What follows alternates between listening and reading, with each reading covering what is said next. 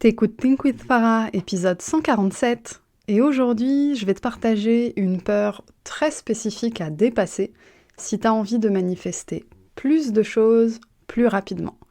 Pour ça, je vais t'amener complètement en dehors de ton business et je vais aller un peu plus loin que juste te dire de quelle peur je parle. Allez, bonne écoute! T'es entrepreneur, t'as de l'ambition, mais t'as du mal à dépasser tes peurs et tes croyances limitantes, t'es au bon endroit. T'as envie de vivre une vie d'abondance, te libérer du regard des autres, assumer ta volonté de gagner de l'argent et incarner pleinement ta puissance.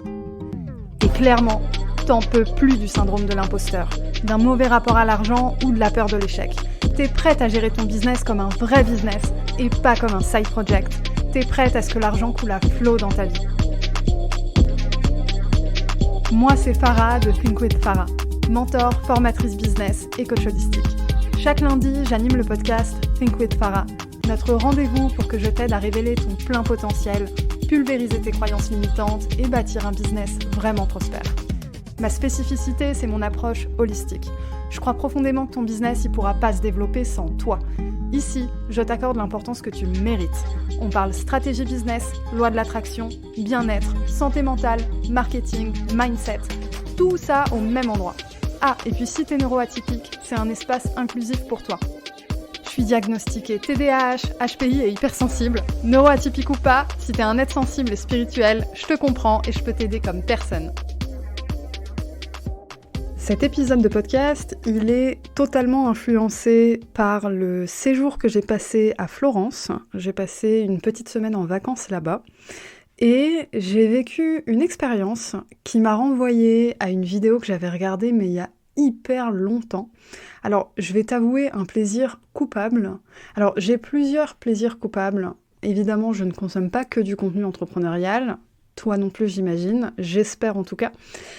Et donc un de mes plaisirs coupables, c'est la télé-réalité, et un autre de mes plaisirs coupables, c'est toutes les vidéos qui concernent l'étiquette, l'élégance, ce genre de choses. J'aime bien, ça me branche, ça me fait triper. Et dans une vidéo, il y a hyper longtemps, la créatrice de contenu avait mentionné quelque chose, ça me paraissait évident, mais j'en avais pas capté la profondeur avant la semaine dernière en fait. Et ça m'a fait réaliser quelque chose que j'ai eu envie de te partager, parce que c'est quelque chose qui impacte considérablement ta capacité à manifester ce que tu veux, pas parce que ça impacte directement ton pouvoir de manifestation en tant que tel, mais parce que ça impacte ta capacité à incarner ce que tu veux manifester. Et là-dedans, il y a une clé très très spécifique qu'on a tendance souvent à mettre de côté quand on fait des rituels de manifestation, quand on prépare un peu le terrain pour accueillir ce qu'on veut manifester, etc.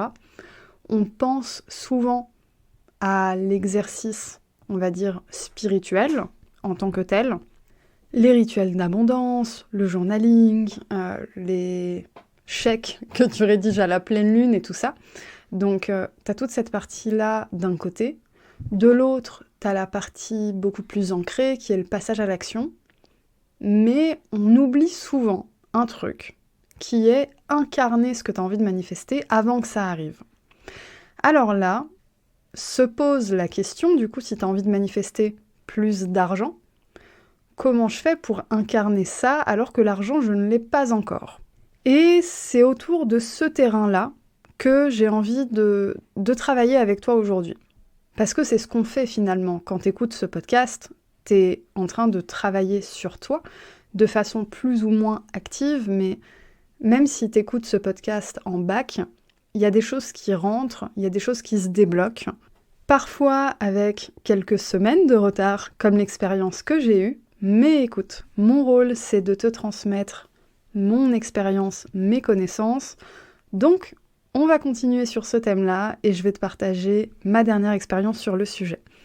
Je t'ai dit que j'étais à Florence la semaine dernière, donc j'enregistre cet épisode la veille de sa date de sortie. C'est pas souvent que je fais des épisodes, que j'enregistre des épisodes aussi près de leur date de sortie, mais en ce moment c'est pas mal comme ça et c'est chouette. c'est chouette. D'habitude, je suis de la team avoir 2-3 mois d'avance dans mon contenu. J'ai d'ailleurs une formation qui s'appelle Kiffe ta com qui apprend à faire ça. Alors actuellement, l'accès à la formation est fermé. J'ai terminé la bêta, mais ça devrait ressortir d'ici début 2024, donc on aura l'occasion d'en reparler d'ici là. Mais bref, en ce moment, je travaille pas mal en last minute, ça me permet de tester différentes méthodes de travail et tout. Bref, je divague, moment TDAH, as usual. Allez, on continue. Donc, je t'ai dit au début de l'épisode que je veux te partager une erreur très spécifique que tu fais et qui t'empêche de manifester plus rapidement. Cette erreur, quelle est-elle ? Je vais te la donner de but en blanc, on va pas tourner autour du pot, et après je vais développer un peu. C'est le fait de t'empêcher d'accéder à des lieux qui correspondraient à la version de toi qui aura manifesté plus d'argent. Je sais pas si c'est clair, je vais le formuler autrement. Avec des exemples plus concrets, si tu as envie de manifester plus d'argent parce que il y a des marques de fringues qui te font triper. C'est pas un exemple qui va parler à tout le monde, mais des exemples, j'en ai plein différents pour parler à plein de gens différents, donc t'inquiète. Moi, les fringues, ça me parle. Donc c'est pour ça que c'est le premier exemple qui me vient. Imagine, il y a des marques de fringues qui te font triper de ouf. Mais aujourd'hui, c'est hors budget. Parce que c'est hors budget, tu vas t'empêcher de rentrer dans ces boutiques-là. Tu vas t'empêcher d'essayer ces vêtements, de les porter, et donc d'imprimer dans ton esprit l'image de toi en train de les porter, de ressentir ce que ça fait, de ressentir l'énergie de la pièce en elle-même, mais aussi l'énergie que ça active en toi. Et puis juste imprimer en fait l'image de toi dans le miroir en train de porter un truc qui te fait triper et qui aujourd'hui est inaccessible. Et je fais référence à une vidéo du coup que j'avais vue il y a quelques mois. C'était, comment elle s'appelait ? C'était Anna Bay. Anna Bay, c'est ça son nom. Elle fait des vidéos YouTube où elle parle d'élégance, etc. Tout n'est pas forcément bon à prendre, mais comme j'ai dit, c'est un plaisir coupable, donc anyway. Dans une de ses vidéos, elle encourageait les gens de son audience à rentrer dans les boutiques de luxe, même si les personnes n'avaient pas encore les moyens d'acheter ce qu'il y avait dans ces boutiques. Et il y a un truc hyper intéressant là-dedans. Alors, moi, forcément, je vais pas encourager à rentrer dans les boutiques de luxe qui font plein de sacs en cuir et compagnie parce que je suis végane, donc voilà. Mais tu t'appropries ce que je dis et t'en fais ce que tu veux. Ce que je veux dire par là, c'est que le truc intéressant, c'est va dans les endroits qui aujourd'hui sont inaccessibles et où tu as envie que demain ce soit ta norme. Pourquoi c'est important de faire ça ? Parce qu'il n'y a que comme ça que tu vas réussir à incarner pleinement la version de toi demain. Il y a plusieurs niveaux de profondeur à ça, on va dire. Un premier niveau de profondeur, c'est constater que oui, ta version supérieure, entre guillemets, future, ouais, on va pas dire supérieure, ta version future, c'est plus approprié et plus proche de la réalité dit comme ça. Ta version future, elle a forcément d'autres habitudes de vie. Ça veut pas dire que tu vas changer de vie du tout au tout, mais tu vas avoir de nouvelles habitudes de vie, de nouvelles habitudes de consommation, de nouvelles habitudes dans plein de trucs. Alors, parlons un peu de la consommation parce que je sais que c'est un point qui trigger un peu certaines personnes, notamment quand on a une valeur écologique très forte. Ce que je dis là, si ça te trigger, si tu te dis « Ah non, mais plus d'argent, ça veut dire consommer plus, c'est pas écolo, etc. » Je t'invite à aller vraiment à l'intérieur de toi et te demander qu'est-ce que toi, tu pourrais faire avec cet argent, d'aligner avec tes valeurs. Parce que plus d'argent, ça veut aussi dire plus d'impact. Mais cet impact, il peut être positif ou négatif en fonction de toi, ce que t'en fais. Donc dans cet épisode, on va pas rentrer dans le jugement de valeur de « Oh là là, elle parle de boutique de fringues, oh là là, elle parle de boutique de luxe, de machin chouette ». C'est pas le sujet. Le sujet, c'est la version de toi qui a plus d'argent, elle a des habitudes de vie que toi, t'as pas aujourd'hui. Parce que t'as pas les moyens. Et c'est ok en fait. Faut être ok avec ça. Par contre, ne pas te poser la question de quelles vont être mes habitudes de demain, c'est te mettre des bâtons dans les roues parce que ça va t'empêcher, ça va te freiner dans tout l'exercice d'incarner ce que tu veux devenir. Le cerveau, il fait pas tellement la différence entre le vrai et du faux. Il y a qu'à voir quand tu regardes un film d'horreur, t'es complètement embarqué par la musique, par l'atmosphère, et t'as peur comme si ça se passait chez toi. Et ensuite, quand le film est terminé, t'es obligé de regarder un dessin animé avant de te coucher, sinon t'es dans le mal de ouf. Je sais. Tout le monde fonctionne comme ça. Et si c'est pas ton cas, ne me le dis pas. J'ai besoin de savoir que t'as aussi peur après un film d'horreur. Bref. Tout ça pour dire que le cerveau, il est pas très très doué pour faire la différence entre le vrai et le faux. Donc, ce que tu fais quand tu vas dans ce genre d'endroit, alors je parle de boutique de fringues, mais ça peut être aussi simplement aller boire un café dans un hôtel de luxe. Oui, tu vas boire un café et tu vas le payer 4 € au lieu de 2,50 €, mais so what en fait? Tu vas être dans un endroit qui, comment dire, est beaucoup plus représentatif de ce que tu as envie de manifester plus tard. Est-ce que ça veut dire que tu vas passer ton temps à voyager dans des hôtels 5 étoiles et des machins, des trucs? Pas forcément. Par contre, te dire que t'es à l'aise dans ces sphères de la société t'envoie un message extrêmement puissant à ton cerveau. Parce que, en réalité, ce sont des endroits comme n'importe quel autre. Et ce sont des endroits ouverts au public. Tu peux rentrer dans un palace et boire un café. Tu peux rentrer dans un hôtel de luxe et manger dans leur restaurant. Alors, si t'as des doutes, appelle, parce que je te dis ça, j'ai pas fait tous les hôtels du monde, donc prends pas ça pour argent comptant. Mais sur le principe, ce sont des lieux ouverts. Les bars, les restaurants, les cafés, etc. Tu peux rentrer, tu peux consommer, même si tu n'es pas client-cliente. Ce que je veux dire par là, c'est que c'est important de t'exposer à certaines sphères qui ne font pas partie de ta vie aujourd'hui, pour te rendre compte, que c'est quelque chose en réalité d'assez normal, de te confronter toi-même à tes propres ressentis, parce que quand tu vas dans ces endroits, tu vas peut-être ressentir de la jalousie, tu vas peut-être même ressentir du dégoût pour les personnes qui sont dans ces endroits-là. Parce que tu vas te dire que toi, t'es pas comme ça. Toi, tu seras jamais comme ça. Et c'est l'opportunité de te demander, attends, pourquoi je ressens des trucs comme ça envers des personnes que je ne connais pas? Pourquoi je ressens ça envers des gens supposément riches, on va dire, financièrement? Pourquoi ça me fait ressentir des choses comme ça? Et en fait, c'est l'ouverture d'un chemin de développement personnel que tu ne pourras faire nulle part ailleurs que dans des endroits comme ça. Alors, des endroits comme ça, je vais clarifier un peu. Je parle pas que des endroits de luxe. Je parle des endroits qui représentent le luxe pour toi. Ça peut être, par exemple, te balader dans des magasins de meubles autres que Ikea. Des meubles d'artisans, par exemple.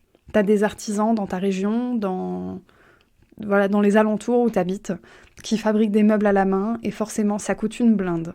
Parce que tu as de l'artisanat derrière, tu as du savoir-faire. Ce sont des meubles qui vont durer des générations, etc. Bah, va dans ces endroits-là. Va faire du lèche-vitrine. Tu vois ? C'est vraiment ça que je veux t'encourager à faire, et dépasser ce sentiment de malaise, de je vais pas y aller parce que je vais rien acheter. Mais on s'en fout en fait. Parfois tu rentres dans une boutique comme Zara et t'achètes rien. Donc ça change quoi en fait? Ça change rien du tout. Donc va dans ces endroits-là. Va boire un café dans ces endroits-là. Va faire du lèche-vitrine dans ces boutiques de meubles, dans ces galeries d'art. T'es pas obligé d'aller vers du matériel de luxe, entre guillemets, si ça ne résonne pas avec toi. Questionne-toi, qu'est-ce qui résonne avec toi? Est-ce que c'est l'art? Est-ce que c'est la décoration, le mobilier? Que sais-je, les vêtements, les chaussures, peu importe. Questionne-toi. Les bons restaurants, les bons bars, j'en sais rien. Et va dans ces endroits-là. Dépasse la peur que t'as pas ta place là-dedans. Dépasse la peur que quand tu vas rentrer là-dedans, on va te juger, on va regarder que toi parce que tu fais tâche. Parce que c'est vraiment ça, en fait, qu'on se répète quand on s'empêche d'aller dans ces endroits-là. Que ce soit consciemment ou pas, il y a vraiment cette barrière de « c'est un endroit inaccessible ». Sauf qu'en fait, c'est des endroits qui ont une porte, comme n'importe quel endroit, et une porte que tu peux passer. Alors, est-ce que parfois tu vas avoir des moments un peu awkward parce que t'as pas les codes? Oui. You know what? C'est pas grave. Un moment awkward, j'en ai eu un la semaine dernière, parce que je suis passée devant une boutique de parfums de niche, et c'est un de mes plaisirs, alors pas du tout coupable, je suis une obsédée des parfums, clairement, et j'ai fait toutes les boutiques de parfums de Florence. Bref, il y a une boutique qui était un peu luxe, et j'ai poussé la porte comme n'importe quelle boutique, et en fait, non, il fallait sonner et attendre que la personne t'ouvre. Est-ce que c'était awkward? Oui, parce que j'étais comme une brute en train d'essayer d'ouvrir la porte, mais c'est pas grave en fait, on s'en fout. Ensuite, je suis rentrée dans une boutique qui s'appelle Luisa Spagnoli, une marque italienne du coup que j'adore en fait, que j'avais repérée sur internet, et je voulais rentrer pour voir comment ça fitait. Parce que je suis grande, je mesure 1m78, bref, et c'est hyper dur de trouver des fringues qui taillent bien. Et plutôt que d'acheter sur internet, parce que j'étais tombée sur des super bonnes affaires, je voulais voir ce que ça donnait en boutique. Donc je rentre, j'essaye des fringues, et en fait, à la fin, je me rends compte que j'ai essayé pour plus de 2000 € de vêtements. Et ça m'a marqué parce que je me suis dit, attends, c'est absolument pas dans mes habitudes. Mais finalement, pendant tout ce process, alors moi j'étais en mode vacances, j'avais pas mes produits pour les cheveux, j'avais les cheveux en pétard, donc j'aurais pu me dire, je suis pas présentable ou que sais-je. Ben, je me suis dit, tu sais quoi, je m'en fous en fait. Je suis une future cliente. Et j'avais déjà cette attitude-là. Donc je suis rentrée, j'ai essayé les fringues, j'ai pris les références, j'ai donné mon numéro à la boutique, alors que j'habite même pas à Florence.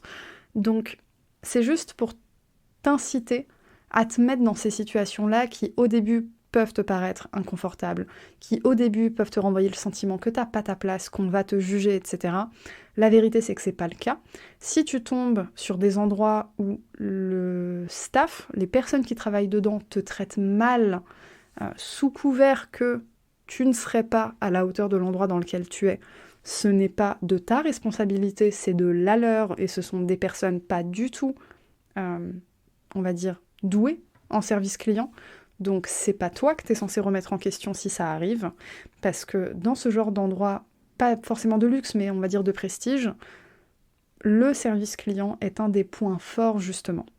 Et une des raisons qui fait que j'ai envie que t'ailles dans ces endroits-là, comme j'ai dit, ça peut être vêtements, chaussures, galeries d'art, peu importe, c'est d'expérimenter ça.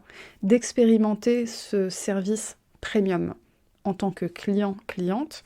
Aussi parce que ça peut t'inspirer pour ton business d'une autre façon, mais expérimente ces choses-là. Je peux vraiment que t'encourager à faire ça. C'est un épisode assez long pour dire une chose très simple, hein, mais j'ai vraiment envie que tu captes la profondeur de ça. Et si t'es comme moi là-dessus, tu ne capteras pas ce que je suis en train de te dire tant que tu ne l'auras pas vécu. C'est une des raisons qui fait que j'insiste autant, parce que ça, moi, je l'avais vu dans une vidéo il y a des mois, et intellectuellement, j'avais compris ce que c'était. Et ça me paraissait évident, mais je ne l'avais pas encore vécu. Donc, va dans ces endroits-là, et surtout, aie de la pleine conscience sur ce que tu ressens dans ces moments-là, pourquoi tu le ressens, et remets-toi en question. C'est comme quand on dit que quand on est jaloux ou jalouse de quelque chose, c'est qu'en réalité, c'est quelque chose qu'on désire profondément. Donc là, c'est la même chose. Si tu ressens même de la haine par rapport aux gens qui passent, ressens ça, laisse passer, et questionne-toi de pourquoi. Pourquoi ça te fait ressentir ça? Parce qu'en fait, tu te rendras compte que c'est des endroits tout à fait comme des autres, qu'ils sont accessibles, que tu as ta place dedans, mais que cette place, tu ne pourras l'avoir que si tu commences vraiment à y aller. Parce que si tu attends d'avoir l'argent sur ton compte pour aller dans ces endroits-là, crois-moi, hein, le fait d'avoir 20 000, 50 000, 100 000 € de plus sur ton compte bancaire, ça va pas t'enlever ce sentiment que tu as aujourd'hui de ne pas être légitime, de ne pas avoir ta place. Donc c'est maintenant que tu vas détruire ce sentiment, avant même que l'argent arrive. Parce que c'est en incarnant cette version de toi qui trouve ça normal d'aller dans ce genre d'endroit, de payer un espresso 4 €, 5 €, etc., que tu vas commencer à incarner vraiment qui tu es. Et si je dois te rappeler, qui tu es, c'est un ou une entrepreneur totalement badass, capable de créer son succès. Pour t'aider à aller plus loin sur le sujet, j'ai une masterclass gratuite qui est disponible dans la description de l'épisode et dans ma bio Instagram. C'est une masterclass dans laquelle je te partage les erreurs à ne plus faire si tu as envie pas seulement de manifester plus, mais de créer plus de richesse. Donc on est vraiment sur une approche à la fois spirituelle et à la fois très concrète du business. Je te partage également comment arrêter de faire ces erreurs, ainsi qu'un plan d'action très concret pour avancer dans ton business.